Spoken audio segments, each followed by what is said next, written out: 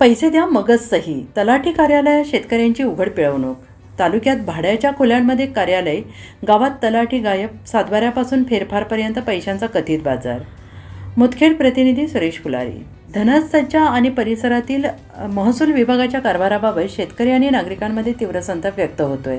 तलाठी गावात उपलब्ध नसल्याने नागरिकांना तालुक्याच्या ठिकाणी भाड्याच्या खोल्यांमध्ये थाटलेल्या कार्यालयाचे उंबरठे झिजवावे लागत आहेत. 3 ते 4 वेळा हेलपाटे मारल्यानंतर तलाठ्यांचे दर्शन होत नसल्याची तक्रार अनेक नागरिक करत आहेत. जवळा मुरहार सरेगाव धनाचे शेतकऱ्यांचा आरोप आहे.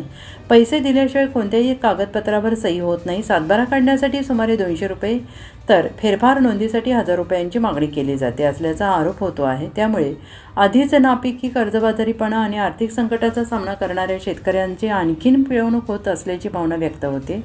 एकीकडे शासन शेतकऱ्यांच्या हिताच्या योजना राबवत असल्याचा दावा करत असताना दुसरीकडे महसूल कार्यालयातील कथित भ्रष्ट कारभारामुळे शेतकरी अक्षरशः मेटाकुटीला आलाय. शेतीत उत्पन्न नाही, बँकेचे कर्ज फेडायचे आहे, घरखर्च चालवायचा आहे आणि आता सरकारी कागदांसाठी पैसे द्यावे लागतात. आम्ही आणखीन पैसे आणायचे कुठून, असा संतप्त सवाल शेतकरी करत आहेत.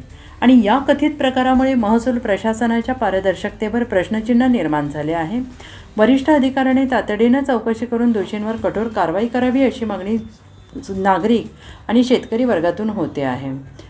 आमच्या भागात तलाठी योग्य कामं करत नाहीत, तर एकाच कामासाठी सरेगावातील लोकांना तलाठी कार्यालयात 10 वेळा फेरी मारावी लागत आहे आणि छोट्या मोठ्या कामांसाठी तलाठी यांच्या पैशांची मागणी होते आहे. मोठ्या संख्येनं तक्रारी येत आहेत आणि सामान्य शेतकरी त्यासाठी काय करणार असा प्रश्न आहे. संबंधित अधिकारी लक्ष देत नाहीत म्हणून भ्रष्टाचाराची मुळे शेतकरी कर्जाच्या बोजाखाली आत्महत्या करत आहे आणि शासकीय अधिकारी झोपेचं सोंग घेत आहेत. फेरफार बोजा आणि तब्बल 4000 रुपयांची मागणी केली आहे. तलाठी यांनी पैसे नाही दिले तर 10 वेळा तलाठी कार्यालय चक्कर मारावी लागत आहेत. संपर्क केल्यास त्यांची खूप मोठ्या प्रमाणात लूटमार होते, तरी संबंधित अधिकारी झोपेत आहेत का?